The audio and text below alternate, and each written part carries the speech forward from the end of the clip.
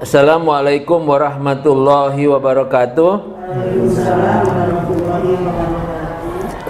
Bismillahirrahmanirrahim. Alhamdulillahirabbil alamin. Wal aqibatu lil muttaqin wala udwana illa 'alal zalimin. Wassalatu wassalamu ala asrafil anbiya'i wal mursalin wa ala alihi wa sahbihi ajmain. Alhamdulillah, ibu-ibu, kita bersyukur pada Allah Subhanahu wa Ta'ala. Pada pagi hari ini kita masih diberi kesempatan oleh Allah Ta'ala untuk memelihara dan meningkatkan keimanan kita. Mudah-mudahan kita selalu mendapat limpahan ampunan dan rahmatnya. Amin. Ibu-ibu, kita belajar terapi Qur'ani itu berikut prakteknya. Nah, setidaknya untuk pemahaman dan pelatihan itu sudah selesai. Ya, artinya satu praktek terapi Qur'ani mulai dari terapi taubat, terapi ikhlas, terapi tawakal, terapi bersyukur, terapi perlindungan, dan terapi ihsan. Nah, yang dua terapi ini kemarin kita jelaskan sekaligus, tapi prakteknya latihan belum. Ya, belum. Jadi semua terapi ini sangat penting untuk dipakai dalam kehidupan kita. Ya. Jadi seperti yang kita ketahui, Bu, saya merumuskan pola pembelajaran yang ada diterapkan sekarang ini, namanya akhlak terapan itu dalam proses pembelajaran 15 tahun lamanya. Baru sampai kepada titik rumusan mana yang prioritas, mana yang berikutnya. Nah, alhamdulillah ibu-ibu dapat sekarang ini udah dapat intisarinya. Ya, ini proses 15 tahun saya berdakwah. Nah, kenapa begitu saya katakan? Karena dari pengalaman hidup saya mempelajari Islam ini, baik dia dari kecil, kemudian saya dewasa, kemudian saya di mahasiswa, kemudian saya mengaji ke sana kemari dan seterusnya, itu acak-acakan di dalam pikiran saya. Saya mulai dari belajar tajwid, belajar iqra, belajar ini, belajar itu, belajar bahasa Arab, belajar ilmu tauhid, belajar ilmu fikih, belajar ilmu tasawuf, belajar ilmu hadis, belajar ilmu tafsir, belajar macam-macam kayak gitu. Terus sudah gitu nggak tahu mau untuk apa. Itu gitu ceritanya. Nggak tahu untuk apa. Nah, kemudian setelah saya dakwah, saya lebih banyak dakwah umum.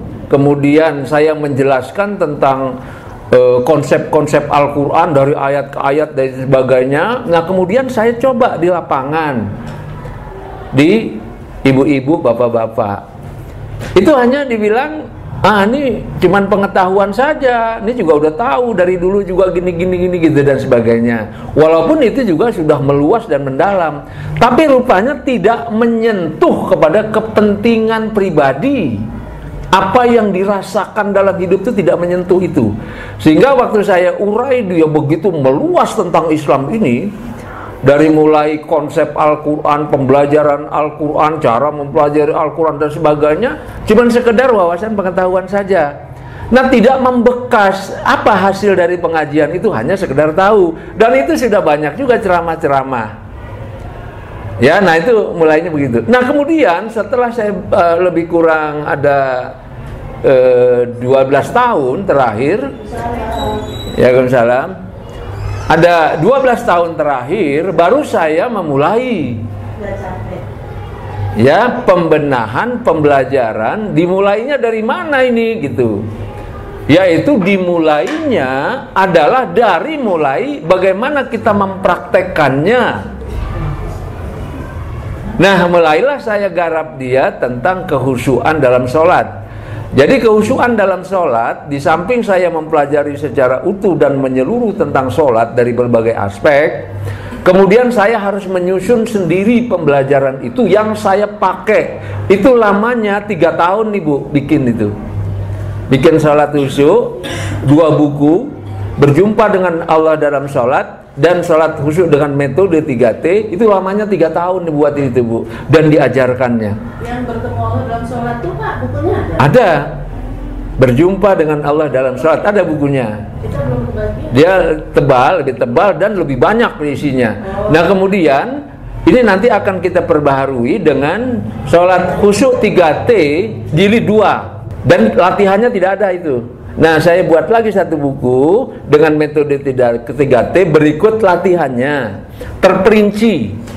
Nah kemudian nanti itu akan saya kupas lagi di jilid 2. Di jilid 2 itu ya kurang lebih 300 halaman lagi. Nah itu sudah ada bahannya, tinggal ditulis. Ya ini sholat khusyuk. Nah karena itu yang dijelaskan di sini itu belum semua Ibu. Masih ada lagi tentang sholat itu di jilid 2 nanti. Itu lebih dalam lagi dan lebih luas. Jadi lebih dalam dan lebih luas nanti di jilid 2 itu.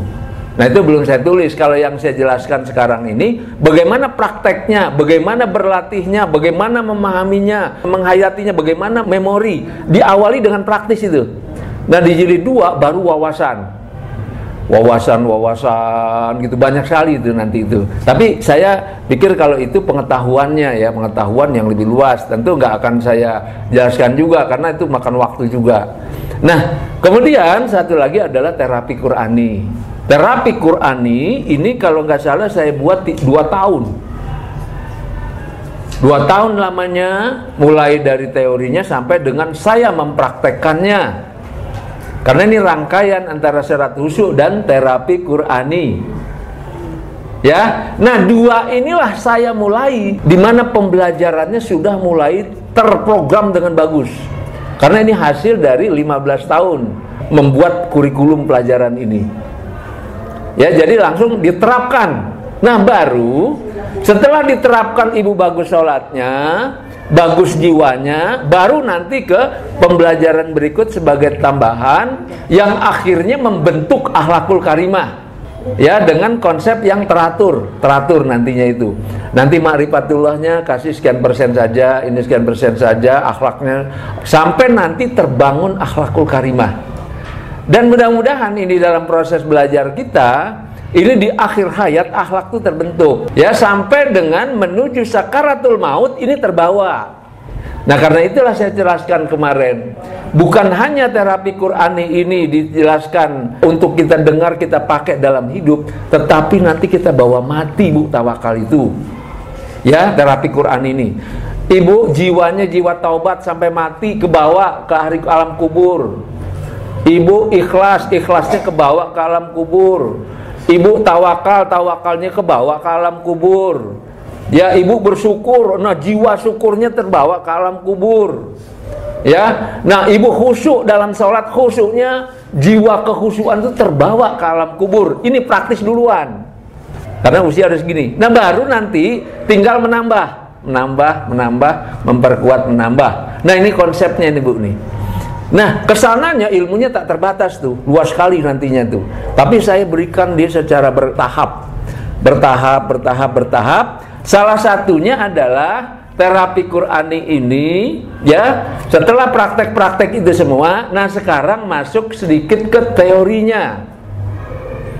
Ya.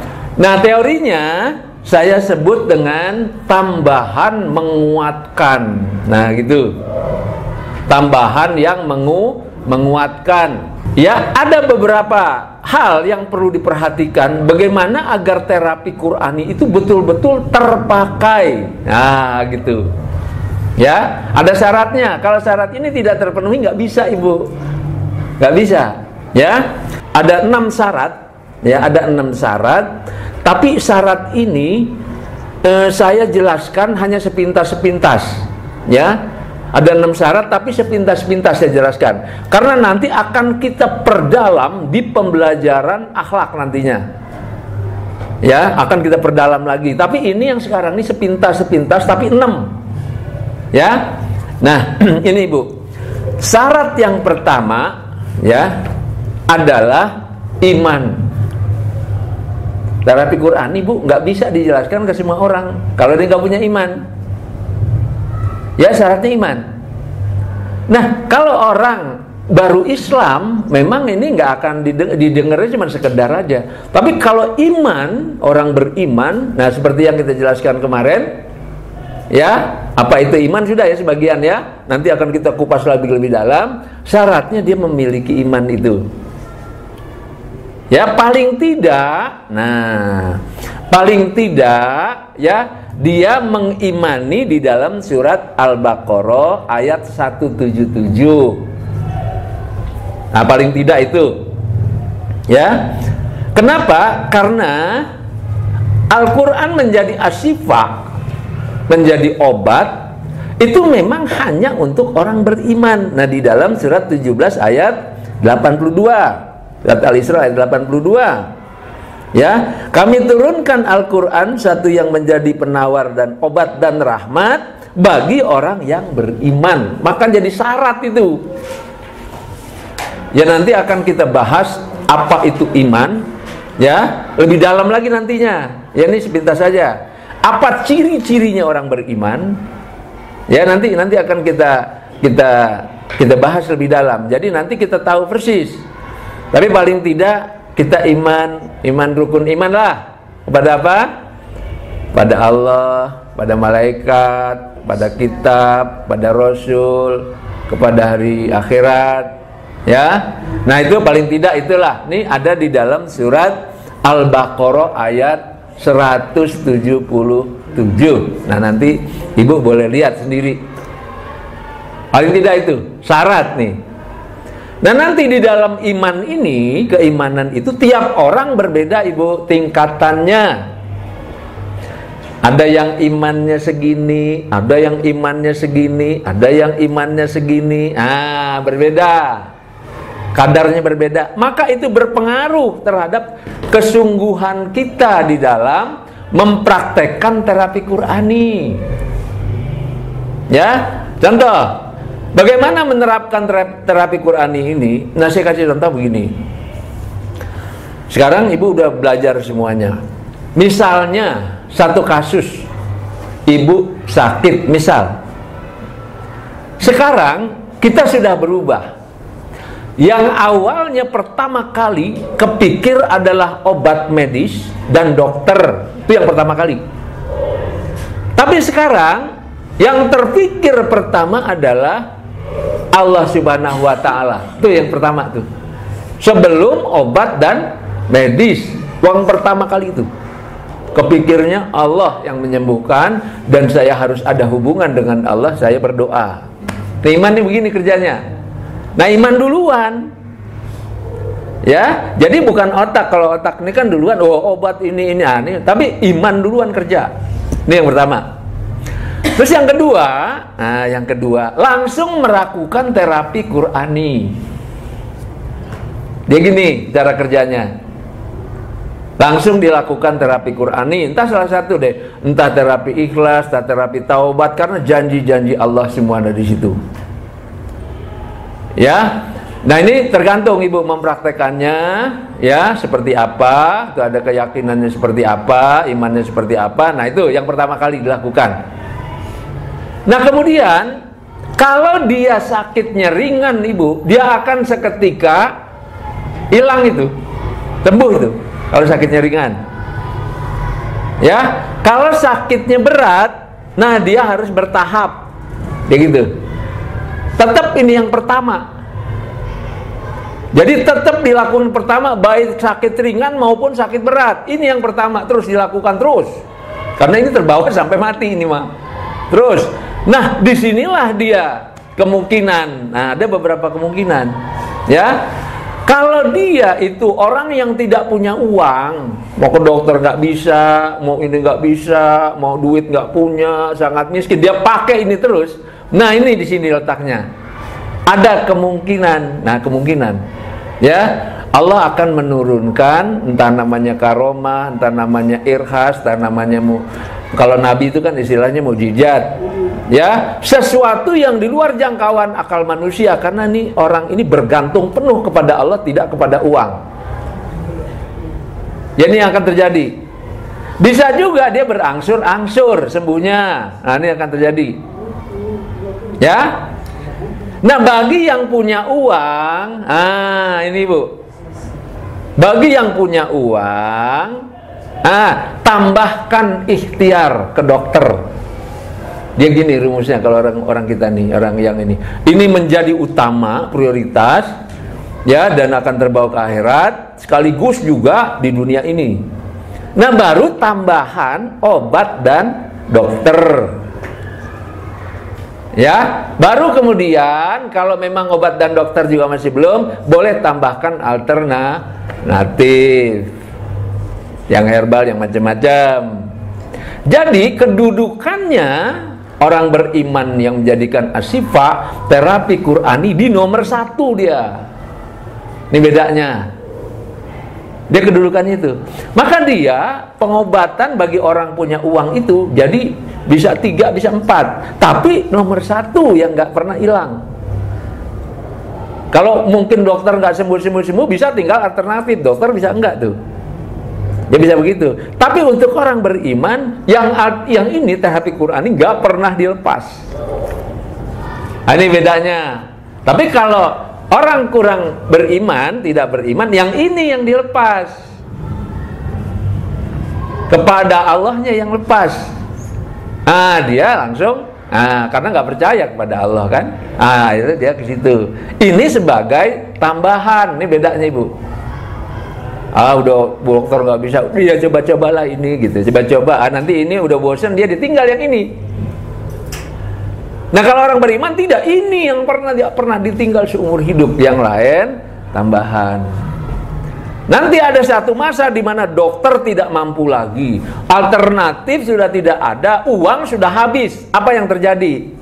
Tinggal ini terbawa mati. Tuh bedanya.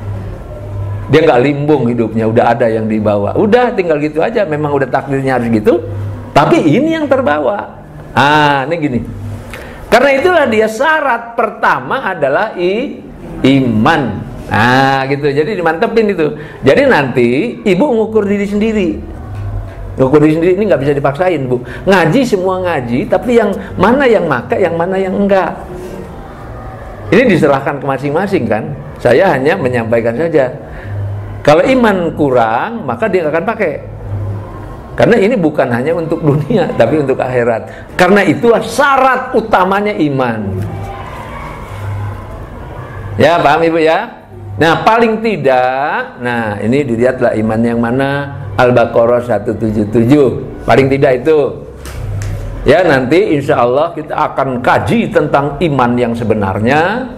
Ciri-cirinya, tanda-tanda dan sebagainya di pengajian berikut. Dia khusus nanti 1 jam tuh iman saja. Jadi matang Bu itu belajar, kita udah tua begini kan. Ya, nih. Ini yang pertama. Syarat yang kedua adalah yakin. Ya, yakin. Yakin itu apa ya? Percaya. Percaya, yakin itu apa ya? Ya paling tidak itu. Yakin apa percaya ya? Ya, apa? Yakin sungguh-sungguh. Oke lah, nanti kita bahas lebih dalam. Paling tidak mungkin kita berasa di dalam hati kita lah, yakin tuh kayak gini gitulah, kira-kira gitu aja dulu. Ya. Yakin itu paling tidak itu aja dulu.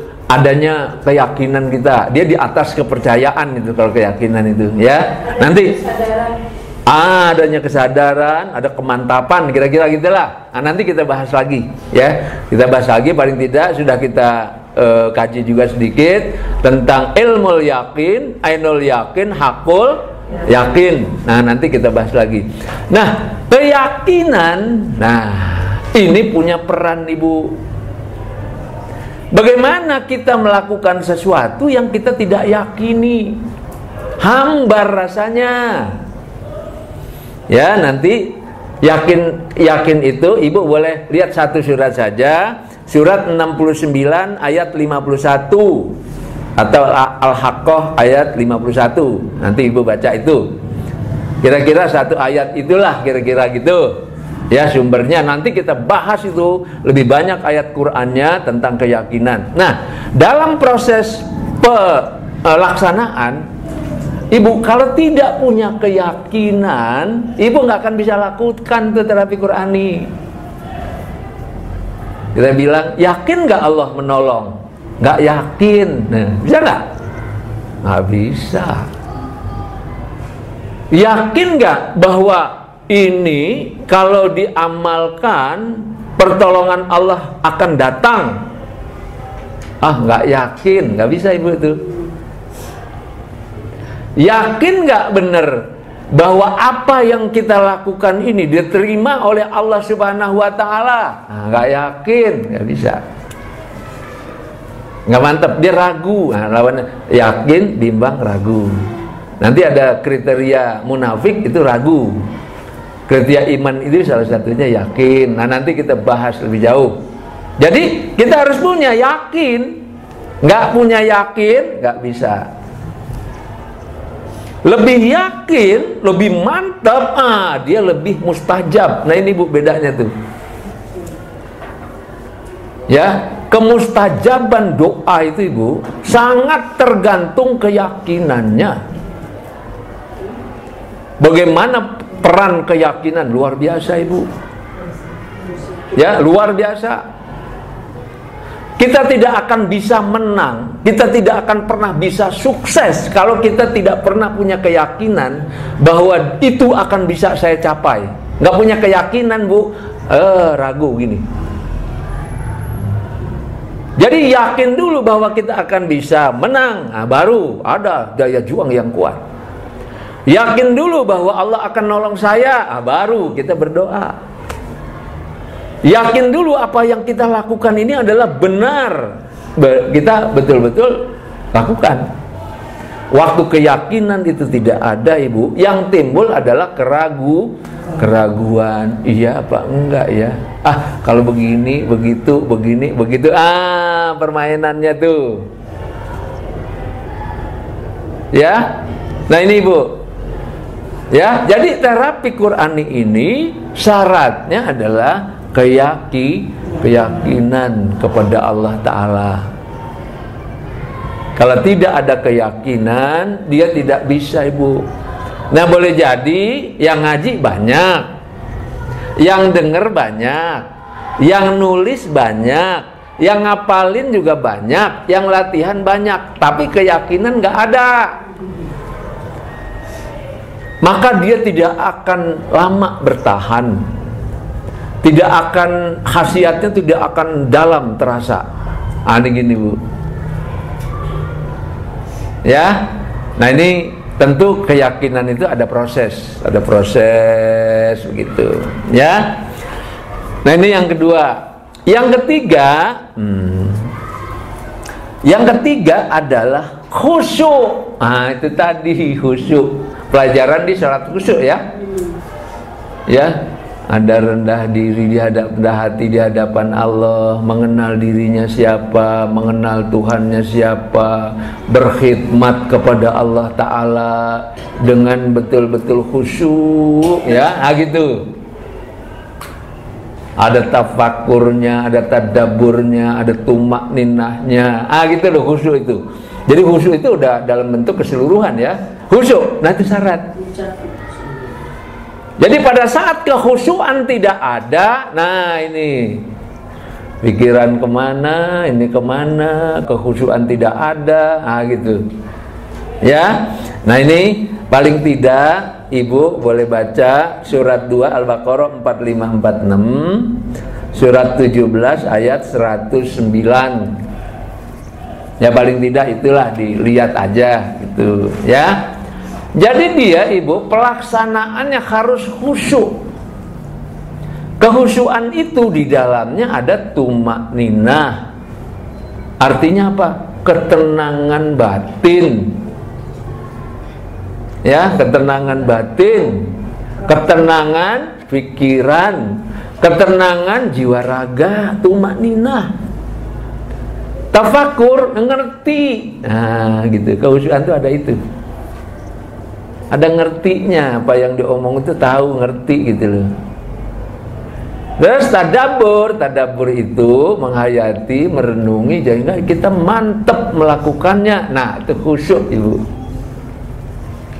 Jadi nggak sembarangan. Jadi kita udah ngerti kan belajar khusyuk, udah mantep kita. Tinggal pelaksanaannya. Nah ini jadi syarat. Ya jadi syarat. Jadi mantep kita belajar tuh mantep. Dipakainya juga tahu. Bagaimana mengerti pelajarannya juga iya. Berlatihnya iya. Tahu syarat-syaratnya. Tahu memposisikan dirinya. Nah sehingga dengan begini insya Allah kualitasnya bagus Ibu. Ya, insya Allah kualitasnya bagus terapi Qur'aninya. Ya, nah ini kasihan juga nih teman-teman nih yang nggak ngaji, ya karena ada halangan, karena ada apa. Nah ibu tolong sampein nih, ya ibu-ibu tolong sampein karena ini kan kalau ini penguat, ya penguat. Karena kalau mungkin oh ya asal latihan aja. Oh pokoknya kan udah belajar. Oh itu kan cuma begitu doang. Nggak tahu kalau ada ini gitu. Jadi kalau nggak tahu ternyata prakteknya tuh kayak gini. Nih ada syarat-syarat. Paham ya? Ini di nomor 3. Nomor 4. Nah syarat yang keempat adalah sabar. Ini Bu. Syarat keempat adalah sabar. Sabar itu apa ya kira-kira ya? Menurut Ibu kira-kira sabar itu apa ya? Kalau diomelin orang kita harus sabar, artinya apa? Nahan diri, ya gitu. Artinya nahan diri ya, sabar itu sementara ini gitu ya. Nahan diri atau diem gitu ya. Sabar itu apa? Nahan diri atau diem gitu ya. Ya kan gitu. Nah kalau nanti lihat kita belajar tentang sabar, kita nanti bab sabar khusus. Di antaranya saya jelaskan sedikit saja. Ada di dalam Al-Quran sabar dalam peperangan. Artinya apa Bu? Sabar dalam peperangan. Artinya apa?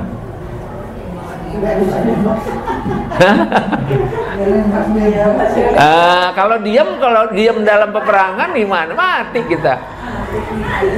Dibunuh orang kita. Sabar artinya diam. Terus ada Al-Quran bilang sabar dalam peperangan, menahan diri. Artinya mati semua nantinya. Gitu. Ya ini pengertian sabar nanti akan kita benahi di berikutnya. Paling tidak itulah.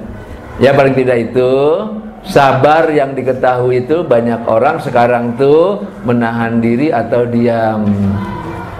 Ya, jadi mungkin sedikit saja. Sabar dalam melaksanakan perintah Allah ya. Kayak tahajud itu kita masuk banget tapi dengan kesabarannya. Iya, sabar dalam melaksanakan sholat tahajud. Ayo, artinya diam atau gimana? Kan gitu. Ya, nah karena itulah nanti kita benahi makna sabar yang sebenarnya. Paling tidak, ya, paling tidak nih, ya, paling tidak. Sekarang ini saya coba berikan sabar dalam artian yang sebenarnya. Sabar itu Ibu punya daya tahan tinggi. Tuh sabar tuh. Punya daya tahan tinggi. Nah di dalam sabar itu Ibu ada ulet. Ulet tahu nggak Ibu? Ulet itu bukan ulet bulu ya. Ulet tahu nggak? Ulet tuh apa ya? Ulet itu kalau orang gigi. Sejenis itu. Ulet gigih sejenis itu gigih. Ulet itu apa ya? Istilahnya daya tahan tinggi itu apa namanya? Ya ulet, ya tekun, ya teliti. Telaten. Ya gigih. Ya. Itu sabar itu makanya sabar itu pahalanya tanpa batas Ibu. Ya menahan diri juga dalam hal-hal yang perlu ditahan memang. Ya. Terus sikapnya itu memang diam juga untuk hal-hal yang tidak berguna. Itu kira-kira. Jadi dia itu penuh dengan kegigihan dan daya tahan tinggi lah gitu kira-kira. Itu sabar itu begitu. Ya, nah itu tadi ibaratnya Ibu katakan tadi sholat tahajud ya harus penuh dengan kesabaran karena kita berhadapan dengan satu sholat tahajud itu ya kebosanan Ibu. Kalau Ibu udah sholat tahajud setahun berturut-turut, yang terjadi apa ibu? Bosen. Ibu tuh tahu tahajud yang sebenarnya paling tidak itu 15 tahun ibu nonstop baru tahu tahajud itu. Kalau cuma tahajud 2-3 kali sebulan berapa kali belum. 15 tahun ibu jangan pernah berhenti, paling tidak itu. Baru ibu tahu tuh, tahajud itu begini. Itu nanti ketemu bosan ibu. Bosan, jenuh, capek. Kadang-kadang kita lagi lelah, kadang-kadang ketiduran, kadang-kadang begini. Jangan berhenti. Tapi cobalah 15 tahun lamanya. Ya dicoba dulu, jangan ini. Jadi nanti ilmunya luar biasa itu. Luar biasa kita dapat itu. Luar biasa. Ya nanti baru ngerti kita kalau sudah seperti itu. Nah gitu, kalau kita kan sekarang disuruh paling sebulan 2 kali 3 kali, paling waktu susah, paling bagus itu juga Bu. Cuman mengerti yang sesungguhnya tahajud itu kalau udah puluhan tahun baru kita tahu. Karena kita akan jumpa yang namanya bermacam-macam ya kendala. Baru kita akan tahu jumpa yang namanya ngantuk, yang namanya sakit, yang namanya bosan, yang namanya ini, kayak gitulah kira-kira. Nah itu harus terlampaui sampai nanti rasanya indah, rasanya nikmat, rasanya cinta, terus nanti otomatis gitu, otomatis nanti gimana, terus nanti hilang lagi, nanti gejoblak lagi kayak gitu. Nah kayak gitu ibu akan temu itu. Nah itu butuh kesabaran. Gitu juga terapi Quran ini. Lakukan sekali 2 kali, kok nggak sembuh-sembuh sih, kok nggak ada perubahan sih? Udah keyakinan rontok, goyang dia, mulai timbul ragu-ragu, terus pindah pilihan, pindah lagi model begini, pindah lagi model begini, pindah lagi model begini. Saya udah bermacam-macam model Bu. Saya coba semua. Mulai dari baca ini 1000 kali, baca ini 5000 kali, saya udah ikuti terus bertahun-tahun itu, bukan sekedar tuh. Dan sampai saya berakhir dengan ini, kenapa? Karena ini di Al-Quran semua ini, simple lagi. Saya baca ayat kursi 100.000 berapa ribu kali, berapa ratus kali, 10 kali, baca Al-Fatihah gini kali, baca Yasin 41 kali dan sebagainya lah. Macam-macam cara tuh yang saya lakukan dulu. Ya sehingga memang itu bagus juga, ibu itu bagus juga ada. Nah sekarang udah ada lihat di Quran, kalau kamu kesusahan dalam segi ekonomi kan simple, tobat istighfar, ternyata Quran begitu doang. Nah cuman kualitasnya yang diperbaiki tuh, jadi udah simple banget gitu loh. Kalau kamu dapat masalah, Allah akan cukupkan semua, Allah beri jalan keluar. Bacanya hasbunallah wa ni'mal wakil, simple banget. Terapi tawakal. Nggak usah kayak saya dulu repot Bu, baca surat Al-Waqiah, baca panjang-panjang tuh gitu sampai matang tuh, kadang-kadang tuh panjangan tuh, hafal tapi kan rumit kan. Baca Yasin 41 kali dan 41 hari, nggak boleh berhenti gitu kan. Bagus nggak Bu?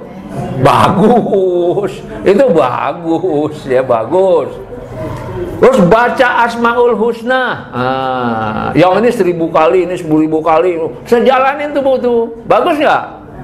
Bagus gitu, bagus, sudah dijalanin semua ya. Nah begitu lihat di Al-Quran, simple banget. Cuman yang perlu tingkatkan adalah kualitasnya, sehingga kita ngerti itu. Simple banget. Saya Bu kerja di bank kan, kerja sampai malam, udah lelah tengah malam, baca 10.000 kali, Bu capean nih Bu tuh. Kan gitu. Itu ada hasilnya nggak Pak? Yang ada juga. Hitungan itu. Ada juga Bu. Ada juga manfaatnya dan pasti adalah karena itu kebaikan kan. Gitu, ada hasilnya, ada manfaatnya. Cuman ada ekses sampingnya lah kira-kira. Tapi kita anggap itu karena kebaikan, ya sudahlah. Kan kita nggak berhenti belajar. Kita kan nggak berhenti belajar, yang penting Bu itu. Cari yang lebih baik, cari yang lebih baik, cari yang lebih baik. Terus yang baik, bagus. yang lebih baik kan lebih baik. Terus cari yang terbaik, cari ya. Terus gitu kita belajar tuh. Nah karena itulah saya lihat di Al-Quran kayak gini, ini paling simple, paling mudah, asal kualitasnya aja kita mantepin. Nah sehingga kita ramulah dia itu, sehingga dia merapukan satu kesatuan. Semuanya boleh ibu, cuman yang ini nih boleh jadi alternatif. Ternyata ini yang dirasakan, karena ini terbawa ke akhlak itu. Ya, nah ini sehingga penjelasannya pun panjang lebar. Walaupun sekedar istighfar kan ya, sekedar istighfar, tapi penjelasannya panjang lebar. Nah kita paham betul, ya. Nah ini membutuhkan kesabaran ibu terapi Qurani. Ya, bahkan dia kesabaran itu melalui berapa rintangan-rintangan apapun, yang diantaranya bu, salah satunya kita baca istighfar. Bagus nggak bu? Bagus, tapi karena ini kesembuhannya dikit banget, kita bosan, udahlah nggak lagi lah gini gitu kan, udah. Jadi kan yang bagus kita tinggalin kan, artinya itu. Udah bagus, manfaat apa siapa, kata Quran, janji Allah pasti. Cuman yang ninggalin siapa? Kita, karena kurang sabar tuh, gitu. Jadi semua terpulang di kita sendiri tuh. Nah ini kenapa saya katakan ini di terakhir, bukan di terakhir ya, artinya di setelah pelajaran itu, karena ini akan dihadapi oleh kita. Ngaji mengaji, nulis menulis, hafal menghafal, tapi latihan melatihan, cuman sekali. Latihan atau seminggu sekali atau apa. Nanti waktu sakit, ragu-ragu lagi nantinya. Tuh gitu. Prakteknya begini bu nanti tuh. Ya, nanti walaupun Al-Quran yang diomongin benar, tapi kita punya kelemahan. Karena manusia itu pengen cepet. Nah, tergesa-gesa manusia, pengennya instan manusia. Nah, ini salah satu gangguan kan, salah satu rintangan yang kita alami. Nah, inilah ujian hidup itu, ujian dari Allah itu. Nah, karena itulah saya buatkan berkaca diri bu. Salah satunya belah kiri itu ada tergesa-gesa namanya. Nah, itu salah satu cara setan supaya kita malas dan berhenti tuh. Ilmunya sudah banyak bu, wajinya sudah matang, tapi tergesa-gesa pengennya instan apa-apa, jatuh lagi dia. Sabarnya hilang tuh, gini. Ya ini begini bu, hidupan tuh begini. Pengennya buru-buru, instan gitu. Terus cara berpikir kita, wah ini kan kepada Tuhan tuh kan kalau apa-apa bisa. Tentu begitu sekali kita memohon pasti dia kabul. Nah ayatnya gitu gini, kita tunggu kok enggak aja gitu. Padahal ada ayat lain. Nah, kita harus sabar diantaranya. Nah ini proses belajar bu kita ini. Ya, di dalam kehidupan terutama kesabaran itu betul-betul harus dipakai dalam hidup. Cuman kesabaran model apa, atau apa makna kesabaran yang kita pahami yang selama ini, ya. Dan mengapa Al-Quran sebut orang-orang yang sabar itu akan memperoleh pahala tanpa batas? Karena sangat berat itu ya Pak. Ya, sebetulnya berat itu karena kita nggak paham aja. Kita nggak paham, ya. Jadi padahal semua kehidupan ini nggak ada yang nggak berat ibu. Kenapa mendapat pahala tanpa batas? Karena susah untuk dilaksanakan. Iyalah mungkin juga begitu. Ya tapi kita bagaimanapun susahnya ya kita lakukan karena ini manfaat untuk kita. Karena akan mendapat pahala tanpa batas, betul ibu. Dan itu dipakai seumur hidup sabar itu kan. Nah gitu. Nah ini juga merupakan syarat. Nah kemudian ini paling tidak ibu bisa lihat di dalam surat Al-Baqarah ayat 153. Ya, paling tidak itu nanti baca sendiri deh. Ini kan sekedar tambahan ya. Nanti kan kaji berikutnya. Jadi saya tidak akan menjelaskan secara terperinci. Karena paling tidak itu kalau nanti kita terperinci jelaskan seluruhnya, sabar itu paling tidak 1 jam. Karena kita sabar menghadapi keadaan yang bermacam-macam. Nanti bagaimana terapan sabar dalam menghadapi hidup? Sabar diomelin orang, sikap kita bagaimana namanya? Sabar menghadapi kemiskinan, sabar menghadapi bencana, sabar menghadapi perjuangan, sabar menghadapi nikmat. Kan nanti kan banyak dapat nikmat dalamnya segala macam, kan mesti sabar juga kita. Ya. Nah ini paling tidak itu sabar di dalam pelaksanaan terapi Qur'ani. Nah yang kelima adalah istiqomah, Ibu. Istiqomah. Istiqomah itu apa ya? Teguh pendirian. Teguh pendirian. Boleh Ibu, apa lagi? Konsisten. Jadi dia istiqomah, teguh pendirian, konsisten. Paham nggak konsisten apa Bu?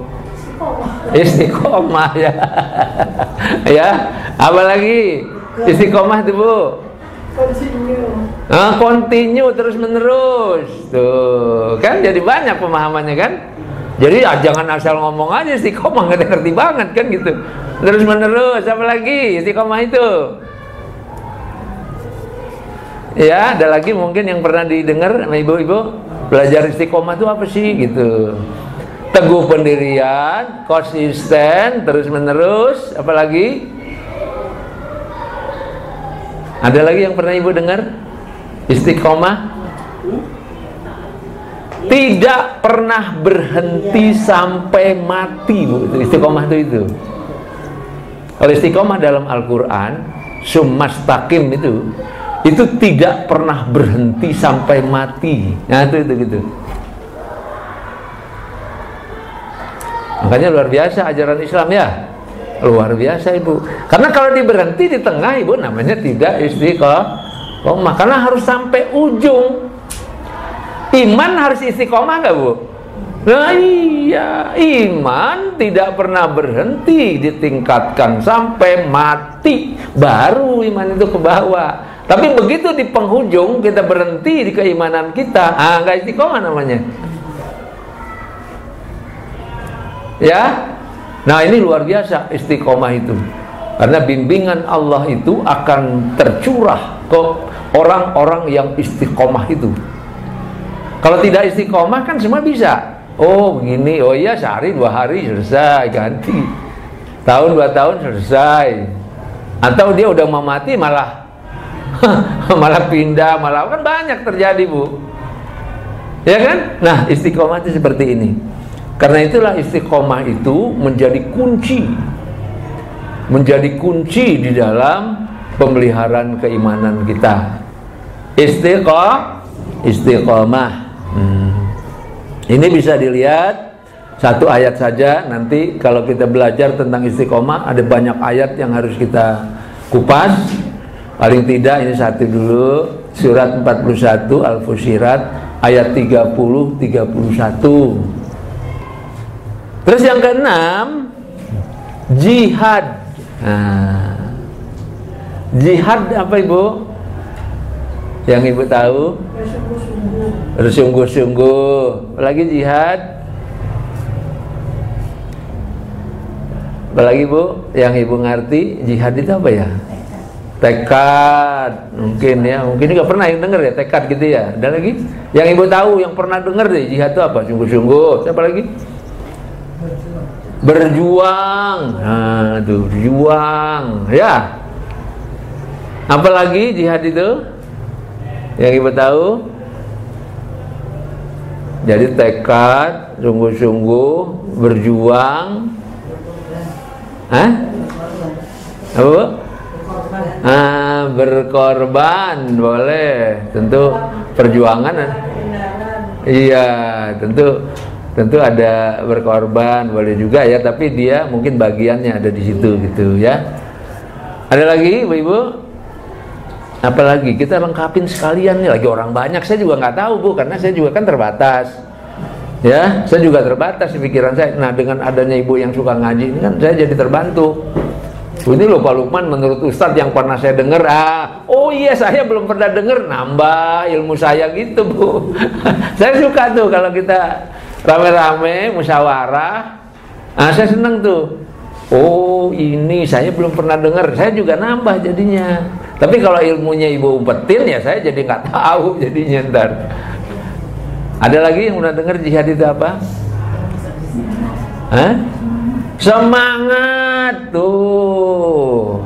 Ya ada lagi tuh semangat. Apa lain dari sungguh-sungguh ya?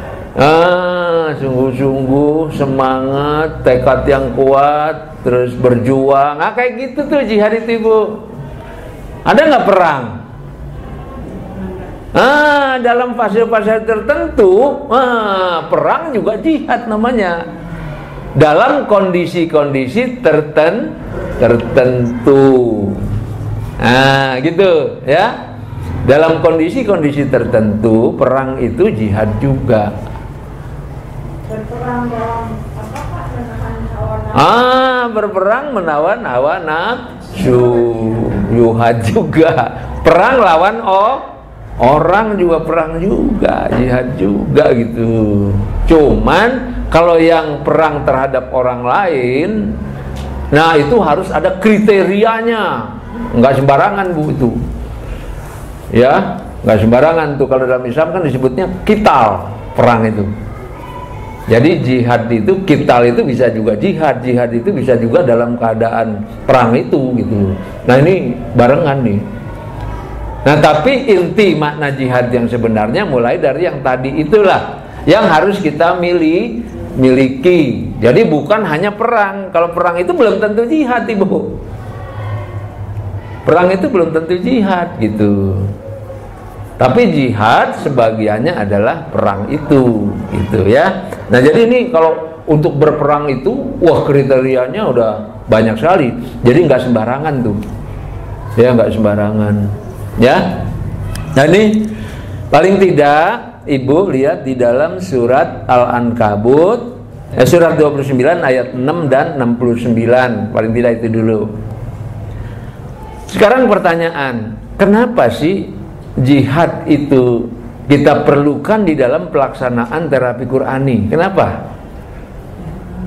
Kenapa jihad diperlukan?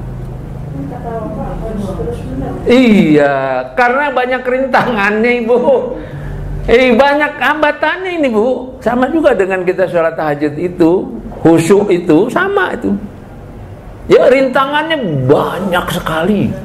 Dari dalam diri maupun di luar diri. Coba kalau nggak ada jihad, habis lah. Sungguh-sungguh nggak ada. Tekad tidak ada. Perjuangan tidak ada. Lagi tadi semangat tidak ada. Misalnya, lah bagaimana coba? Ya gampang lesu lah. Ngantuk dikit, ada. Males dikit, mundur. Capek dikit, ada masalah dikit. Itu masalahnya. Ya ini masalahnya Ibu. Sehingga bagaimana kalau jihad itu tidak ada dalam diri kita? Itu. Ibu ngaji perlu jihad nggak? Perlu. Kalau enggak Ibu belur.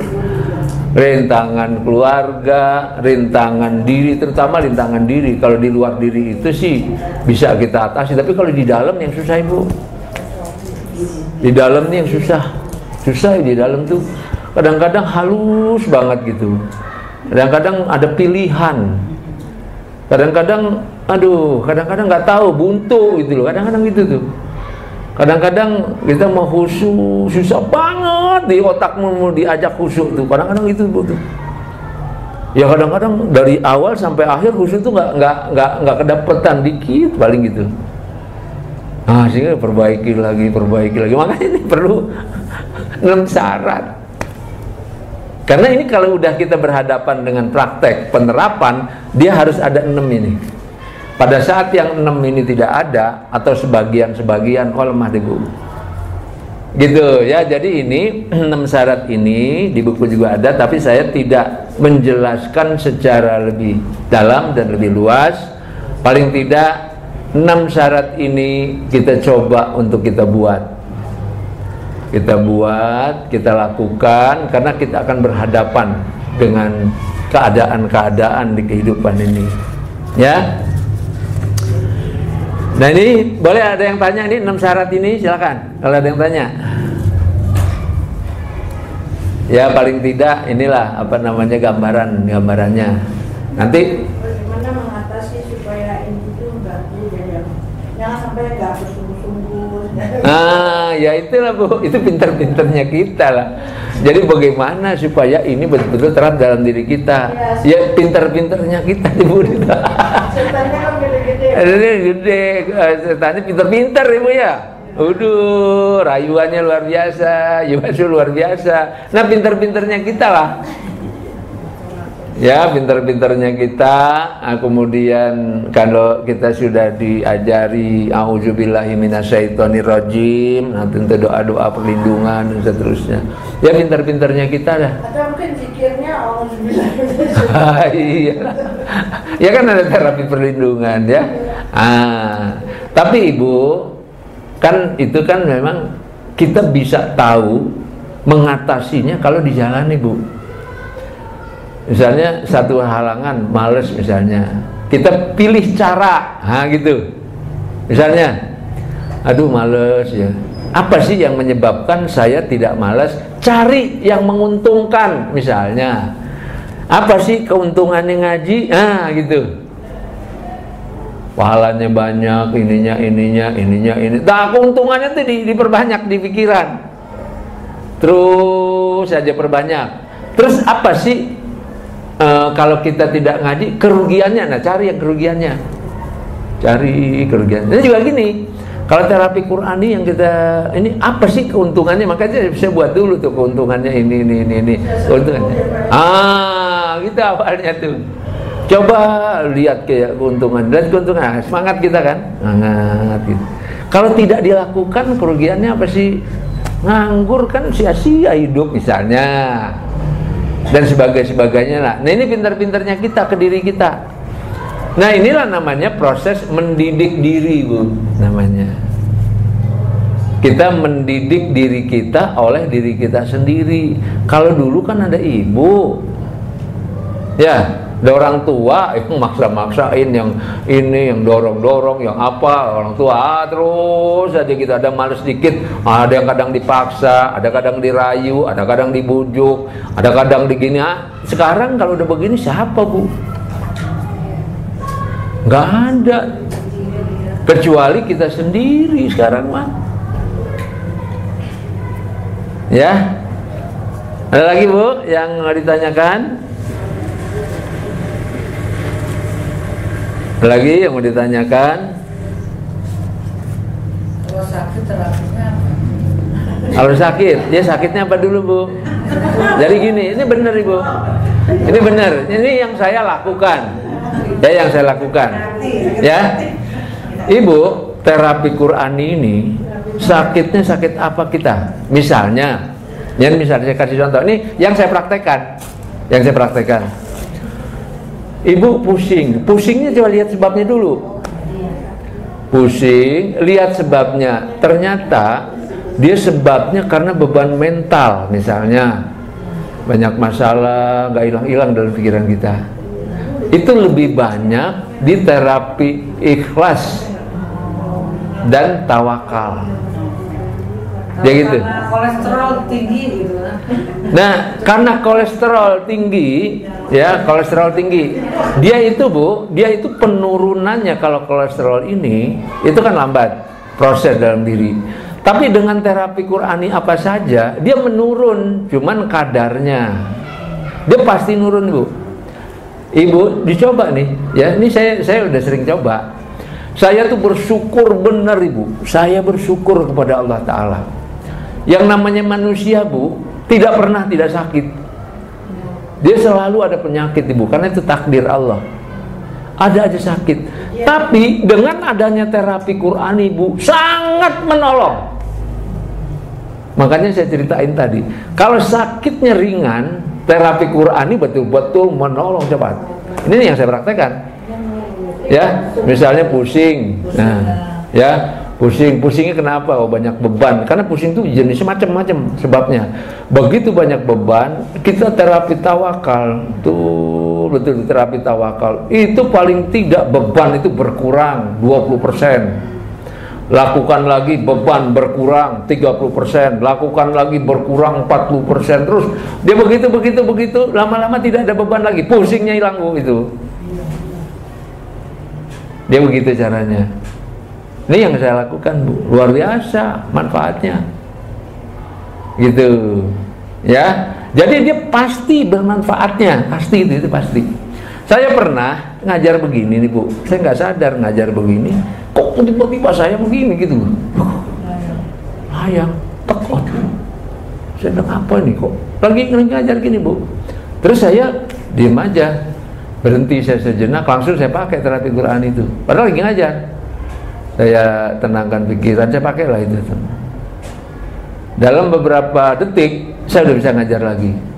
Nah kemudian setelah saya selesai, saya tensi, Bu, 170. Ternyata gitu. Selesai ngaji, ya selesai saya ceramah, langsung saya minta tensi. Saya kan udah bingung juga tuh, apa gitu kan. Harusnya saya mesti gimana gitu ya. Nah, saya tensi 170. Ya, udah.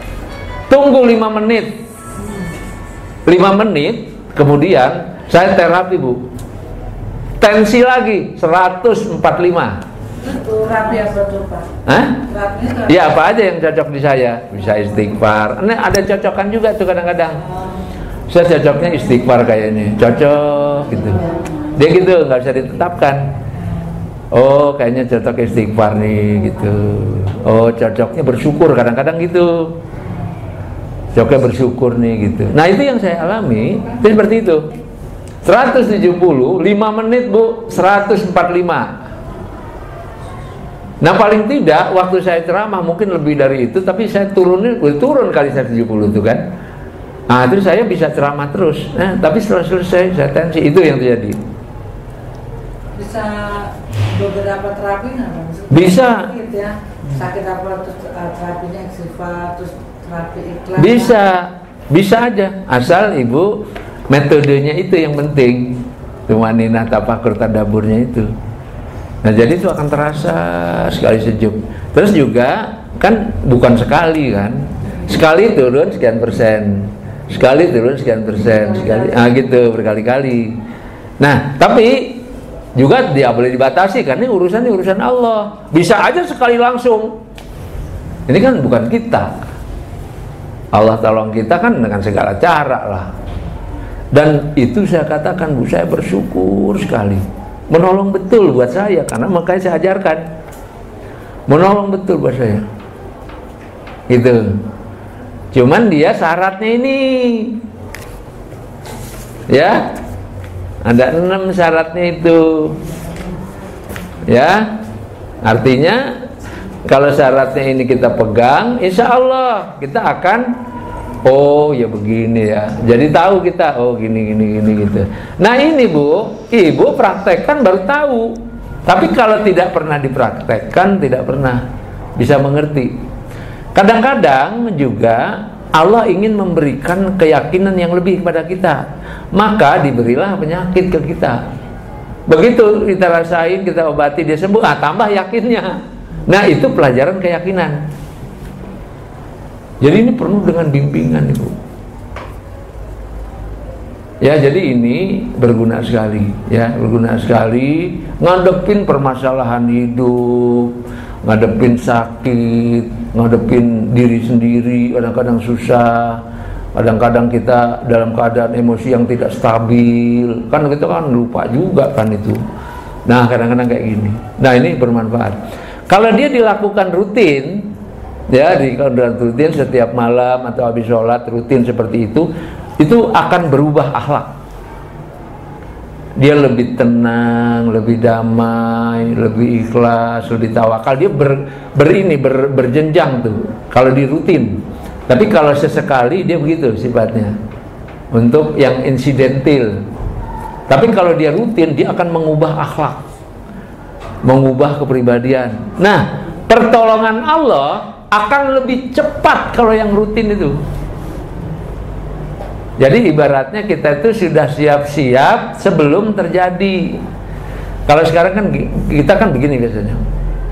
Kalau kita punya masalah, oh baru sungguh-sungguh kan, gitu, baru, gitu. Tapi kalau kita lakukan terapi ini bukan nggak punya masalah, Ibu, bukan nggak punya masalah. Malah kalau nggak punya masalah nggak dapat ilmu, nggak dapat hikmah. Masalah itu ilmu, masalah itu adalah ilmu dan hikmah di dalamnya. Masalah itu pelajaran. Nah, nanti dapat masalah, pertolongan lebih cepat. Kenapa? Karena hikmah itu, pelajaran itu terus cepat dapatnya. Maka persoalan juga lebih cepat. Kalau ada persoalan yang lama, berarti Allah akan menambah ilmu yang banyak dengan persoalan itu. Belum cukup, berarti ilmunya itu masih ditambah terus dengan persoalan. Dia gitu. Jadi permasalahan itu alat untuk sekolah. Begitu orang beriman tuh, Bu. Dia kan gitu. Ya kalau dia untuk melatih keimanan, keyakinan, mungkin cepat. Begitu ini cepat langsung hilang gitu. Oh, lebih yakin. Nah, sekolah keyakinan. Tapi kalau dia lama, berarti ada ilmu yang akan datang. Berarti dia untuk peningkatan kesabaran gitu. Jadi luar biasa, Bu. Luar biasa indah. Kalau kita nih orang beriman ini menghadapi penghidupan itu, semua berguna, semua bermanfaat, walaupun yang nggak ngenakin. Tapi kalau kita nggak beriman, semua yang itu jadi masalah, yang jadi gelisah, jadi galau, jadi masalah, malah jadi sakit, malah jadi puyeng, pengennya nggak ada. Nah, nggak bisa, hidup nggak bisa. Malah kalau nggak ada masalah, nggak dapat ilmu. Ya, Ibu. Kita 10 menit terakhir kita belajar terapi perlindungan. Oh iya, terus? Terus? Ya, apa diajarkan lagi seperti apa? Iya, ini kan ceritanya gini. Saya tadi udah siapin, Bu. Tadi udah saya copy latihannya, saya udah buatkan latihannya. Saya rencananya hari ini itu pertama latihan terapi perlindungan. Itu. Dan tadi rencana saya akan langsung. Jadi kalau dikit saya datang 9:30, ya paling tidak jam 10 kurang kita udah latihan. Karena materi kita akan terus. Itu kan latihan itu paling enggak setengah jam. Jadi kurang 10 saya akan langsung. Dia begitu, saya nggak akan nunggu lagi kalau latihan. Ya kalau nggak ikut ya sudah gitu aja. Tapi ilmunya nanti berikutnya dapat kan. Nah dia gitu, udah saya siapin nih. Tadi saya kebetulan ada kawan saya. Ada kawan saya tuh guru ngajar anak-anak. Nah kemudian anak ada yang tanya tentang, Pak, kalau Tuhan itu di mana-mana sama nggak ya Pak ya gitu, nanyanya gitu. Nah dia jawab, begitu ada jawaban itu, kemarin saya dengar, mungkin jawaban tingkat tinggi itu karena dia orang pintar juga kan, tapi untuk anak SD. Tapi dia akhirnya si anak ini saking mungkin pintar apa gimana, dia nanya ke guru lain. Nah jawaban si kawan saya ini dijawabin ke guru lain, kontra tuh. Jadi problem jawabannya, padahal bukan salah sih, cuman nggak pada tempatnya kurang pas. Nah saya terpaksa harus datengin tadi itu sambil jalan. Nah di copy lah ceramah saya, mungkin nanti kita akan dapat ya ceramah saya tentang ma'rifatullah. Ma'rifatullah, mempelajari tentang surat Al-Ikhlas. Nanti juga kita akan belajar itu juga. Nah saya kopikan ke dia, ada kopi lagi yang lain. Jadinya agak lama. Akhirnya saya kan terlambat lebih 10 menit ya. Rencana saya itu kalau kurang 10 menit ya terus saya lihat lagi di situ anak-anak ada sekolah. Nah kalau anak-anak tidak sekolah, rencana saya Itu langsung saya lakukan ini, tapi kita mulur sampai jam 12. Tapi karena anak-anak sekolah kan setengah 12 sudah rame, kita udah nggak bisa gitu. Nah ini tadinya itu Bu. Jadi nanti saya akan selalu lakukan. Begitu saya datang, kalau saya datang ya kurang 1/4 kita langsung lakukan. Ya paling telat itu jam 10 kita sudah latihan. Karena latihan ini makan waktu. Sedangkan pelajaran kita banyak sekali Bu, banyak sekali pelajaran itu yang belum saya ini kan berikan. Jadi kalau nanti kita kan banyak libur juga lagi kan, banyak libur juga gitu. Jadi latihan juga dapat, ini juga dapat. Cuman waktunya yang perlu saya cepatkan karena sekarang ada latihannya. Jadi ilmunya juga dapat, latihannya juga dapat. Ya ada lagi Bu? Ada lagi?